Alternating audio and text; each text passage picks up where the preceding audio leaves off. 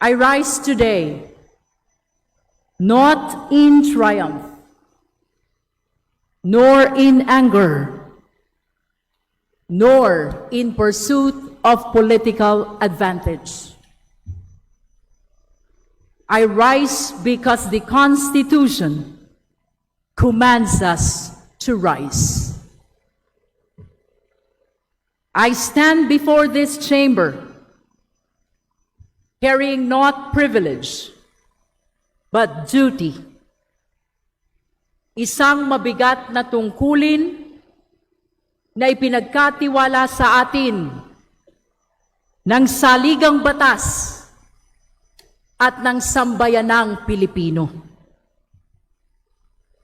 Sa mga pagkakataong gaya nito, sinusubok hindi lamang ang isang opisyal, kundi ang tibay ng ating mga institusyon, ang katapatan natin sa batas, at ang ating kakayanan na unahin ang bayan kaysa sa politika. On behalf of the Committee on Justice, and in faithful compliance with our constitutional mandate, I rise to sponsor Committee Report number 261, together with House Resolution number 989, setting forth the articles of impeachment against the Vice President of the Republic. Mr. Speaker, simple lamang ang hinihingi ng pagkakataong ito sa atin. Sundin natin ang konstitusyon. Nothing more, nothing less. Hindi po kami narito upang humatol ng pagkakasala. Hindi rin kami narito upang magparusa.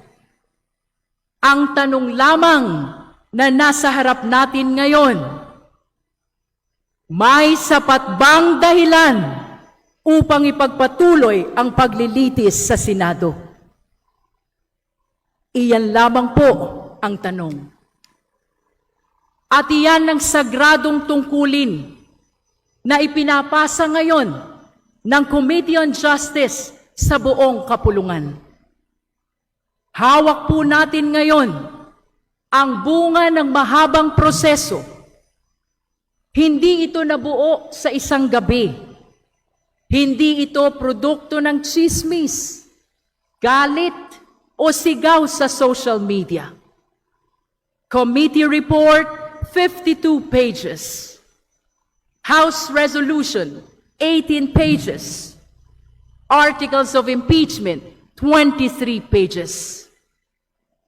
At lampas pa rito ay libu-libong pahina ng annexes, records, certifications, testimonya, financial documents, at deliberations na masusing pinag-aralan ng Committee on Justice. Bawat pahina ay may bigat. Bawat dokumento ay may implikasyon. Bawat testimonya ay may kaakibat na pananagutan. Nagawa na po ng Committee on Justice ang bahagi nito. We examined the evidence. We tested the arguments. We listened to every side. We placed everything on record. At ngayon, ang desisyon ay nasa kamay na ng buong House of Representatives.